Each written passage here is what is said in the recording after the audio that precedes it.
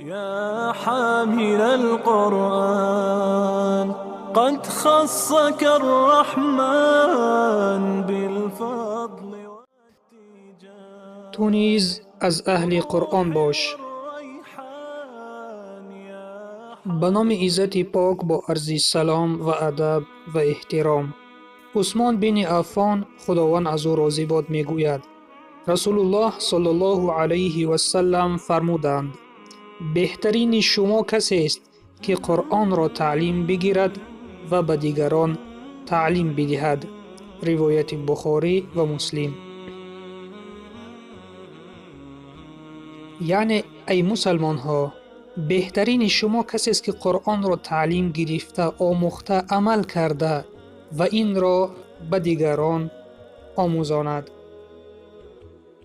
معنای تعلیم گرفتن و تعلیم دادن قرآن این هم تعلیم لفظی یعنی حفظ کردن قرآن و هم تعلیم معنوی را در بر میگیرد، یعنی معنای سوره یا آیت را تفسیر و بیان کرده فهمانیدن.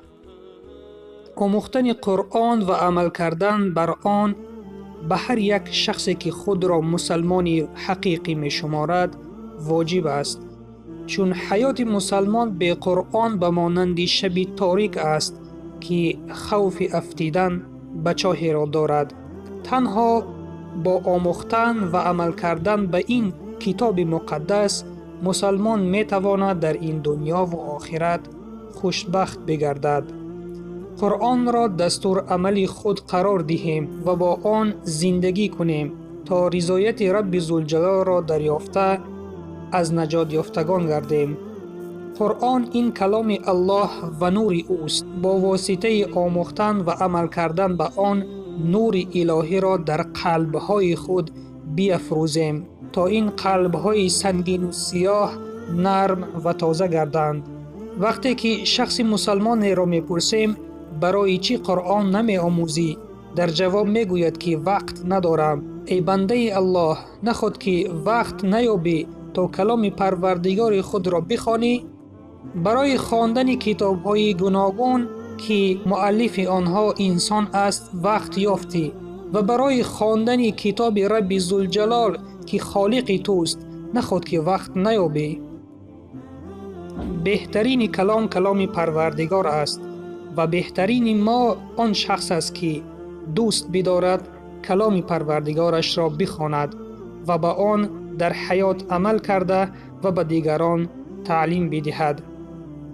یکی از تابعین ابو عبدالرحمن سلمی که این حدیث را از حضرت عثمان روایت کرده است میگوید بعد از شنیدن این حدیث من حیات خود را به قرآن بخشیدم و او مدت خیلی طولانی در کوفه با تعلیم دادن قرآن مشغول بود. از زمان خلافت حضرت عثمان ابن عفان خداوند از او راضی باد تا زمان خلافت حجاج ابن یوسف که 38 سال را در بر میگیرد او در مسجد نشسته به تعلیم دادن قرآن مشغول بود.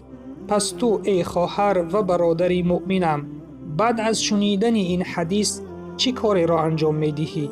اگر به خود مقصد گذاری که قرآن خوانی را یاد بگیری و به آن عمل بکنی، بدان که این هم از برکت و فضیلت این حدیث یعنی سخن پیامبر صلی الله علیه و سلم هست و تو به خواندن و عمل کردن از پسی بهترین ها محمد مصطفی صلی الله علیه و سلم خواهی رفت و شفاعت او را در روز قیامت خواهی دید.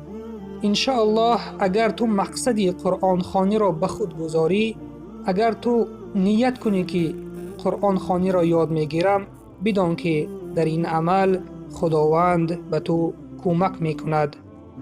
فایده های این حدیث: تشویق نمودن به تعلیم گرفتن و تعلیم دادن قرآن، بیان فضیلت تعلیم گرفتن و تعلیم دادن قرآن، آگاه نمودن عالمان، حافظان، قاریان که از علمشان باید به دیگران فایده رسد.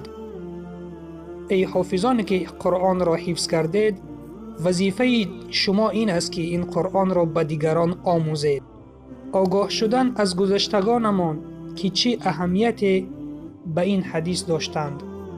پس برادر و خواهر مسلمانم، با نور قرآن این حیات و آخرت خود را منور بگردان و به خود مقصد گذار که از همین روز بعد از شنیدن این حدیث به خواندن قرآن شروع میکنی. انشاءالله خداوند به تو یاری میرساند.